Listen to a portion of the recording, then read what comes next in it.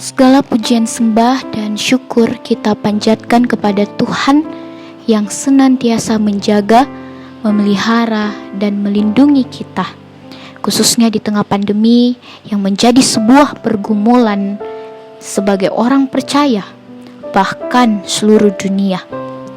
Sahabat sekalian yang dikasihi dan diberkati Tuhan, sebelum melakukan aktivitas di pagi ini, saya mengajak kita semua untuk meluangkan waktu bersama-sama membaca firman Tuhan serta merenungkannya. Namun sebelum itu, mari bersama-sama kita masuk di dalam doa. Selamat pagi Tuhan Yesus Kristus, kembali kami menghadap-Mu, mengucap syukur atas hari baru serta nafas kehidupan yang boleh kami terima di pagi hari ini. Terima kasih pula kami telah diberikan istirahat tidur yang cukup, yang tentunya berguna bagi jiwa raga kami. Hari ini kami akan menjalani aktivitas dengan penuh sukacita, dalam keberadaanmu dan dalam kekuatanmu. Kami yakin bahwa semua perkara dapat ditanggung, karena Engkau beserta kami. Curahkanlah berkat-Mu yang cukup bagi kami, dan inilah doa yang kami hantarkan kepadamu, Kristus, Tuhan dan Juru Selamat kami. Amin. Pembacaan Alkitab kita pada pagi hari ini terdapat dalam Galatia pasal 6, ayatnya yang ke-11 sampai ayatnya yang ke-18, berbunyi demikian, peringatan dan salam. Lihatlah bagaimana besarnya huruf-huruf yang kutulis kepadamu dengan tanganku sendiri. Mereka yang secara lahiriah suka menonjolkan diri, merekalah yang berusaha memaksa kamu untuk bersunat, hanya dengan maksud supaya mereka tidak dianiaya karena salib Kristus. Sebab mereka yang menyunatkan dirinya pun tidak memelihara hukum Taurat, tetapi mereka menghendaki supaya kamu menyunatkan diri, agar mereka dapat bermegah atas keadaanmu yang lahiriah. Tetapi aku sekali-sekali tidak mau bermegah, selain dalam salib Tuhan kita Yesus Kristus, sebab olehnya dunia telah disalibkan bagiku dan aku bagi dunia. Sebab bersunat atau tidak bersunat tidak ada artinya, tetapi menjadi ciptaan baru, itulah yang ada artinya. Dan semua orang yang memberi dirinya dipimpin oleh patokan ini, turunlah kiranya damai sejahtera dan rahmat atas mereka dan atas Israel milik Allah. Selanjutnya janganlah ada orang yang menyusahkan aku, karena pada tubuhku ada tanda-tanda milik Yesus. Kasih karunia Tuhan kita Yesus Kristus menyertai roh kamu, saudara-saudara. Amin. Terpujilah firman Tuhan yang menjadi bagian dalam kehidupan kita sebagai orang percaya. Salam sejahtera bagi kita semua. Tema perenungan kita saat ini yaitu bermegah pada salib Kristus, atau juga dapat berpegang pada salib Kristus. Ketika Paulus telah menguraikan ajarannya tentang Injil kepada jemaat-jemaat di Galatia dan meyakinkan agar mereka dapat hidup untuk berperilaku sesuai dengan ajarannya itu, Rasul Paulus mengakhiri suratnya dengan memberitahukan bahwa sebagai tanda kasihnya kepada jemaat, ia sendiri secara khusus menulis surat panjang ini dengan tangannya sendiri. Hal ini dilakukan agar menunjukkan sebuah penekanan bahwa kasih sayangnya dan kepeduliannya untuk memulihkan mereka dari sebuah kesan-kesan buruk yang ditinggalkan oleh guru-guru palsu mereka. Sehingga Paulus memberitahukan kebenaran dari guru-guru palsu mereka tentang tabiat mereka. yang sebenarnya mengenai gambaran tentang sikap dan perilaku sendiri yang bertentangan. Sehingga dengan begitu mereka dapat meninggalkan ajaran yang sudah diajarkannya oleh guru-guru palsu mereka masing-masing.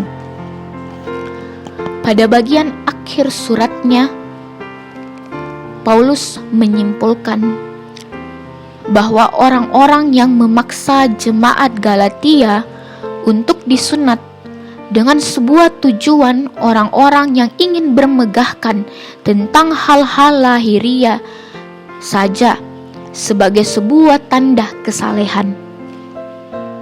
Hal inilah di mana terlihat mengingkari iman Kristen yang sejati, dengan tujuan agar orang-orang munafik atau guru-guru palsu menuntut orang lain menaati ajaran mereka, sementara mereka sendiri menghindari semua beban berat itu.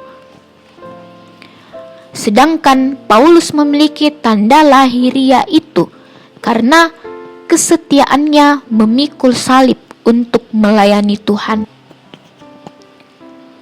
Paulus tidak bermegah atas tanda-tanda lahiriah tersebut, karena bagi Paulus yang penting dan terutama bukanlah sebuah tanda, melainkan bagaimana iman yang sejati yang ada di balik itu semua. Rasul Paulus memberitahukan kepada kita tentang sikap dan perilakunya sendiri, dan juga mengenai pengakuan iman, harapan, dan sukacitanya sendiri. Paulus mengatakan bahwa salib Kristus di sini adalah sebuah penderitaan dan kematiannya di kayu salib, atau ajaran keselamatan oleh juru selamat yang disalibkan oleh Kristus atau oleh salib Kristus. Dunia telah disalibkan baginya, dan ia bagi dunia. Paulus sudah mengalami kekuatan dan kuasa dari salib itu dalam menjauhkannya dari dunia, dan ini merupakan salah satu alasan yang kuat mengapa ia bermegah di dalamnya. Guru-guru palsu itu adalah orang-orang yang bersikap duniawi, yang terutama mereka mempedulikan adalah kepentingan-kepentingan duniawi mereka, dan karena itu mereka menyesuaikan agama mereka dengan hal tersebut. Paulus ingin supaya kasih karunia itu dapat menyertai roh mereka, khususnya di jemaat Galatia, agar mereka dapat lurus dan tulus di dalam beragama. Tak ada lagi yang kita perlukan untuk membuat bahagia selain kasih karunia Tuhan Yesus sendiri. Kasih karunia ini dimohonkan untuk orang-orang Kristen ini, dan dalam hal ini ia menunjukkan kepada kita apa yang terutama yang harus menjadi kepedulian untuk kita peroleh. Sahabat yang dikasihi Tuhan,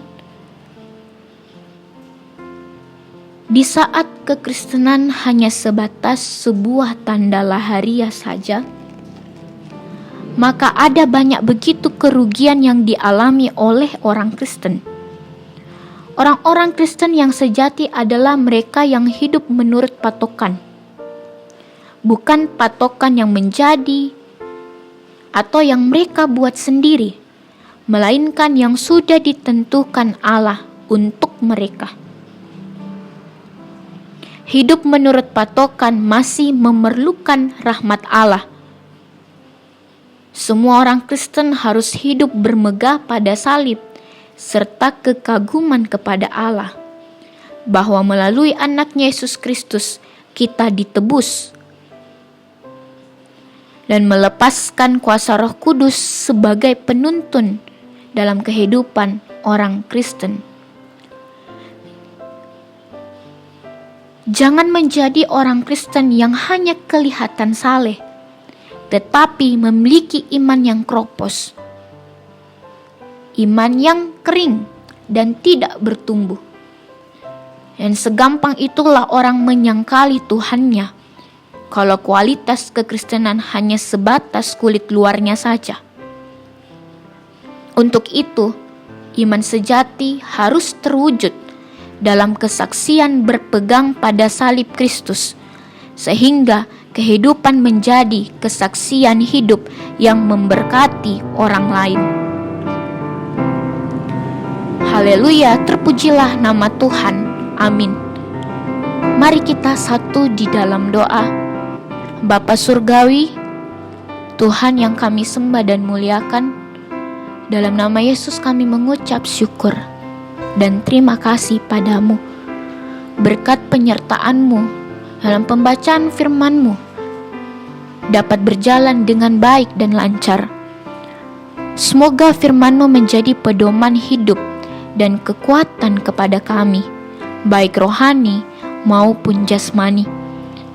Bimbinglah kami seterusnya Tuhan, di dalam pikiran dan perkataan, serta perbuatan, sehingga kami terhindar dari kedagingan yang hanya mementingkan diri sendiri, dan kami dengan penuh kerendahan hati mau bersama-sama memikul salib-Mu. Di pagi hari ini akan ada banyak hal yang kami lakukan. Oleh karenanya kami ingin gunakan waktu kami dengan baik.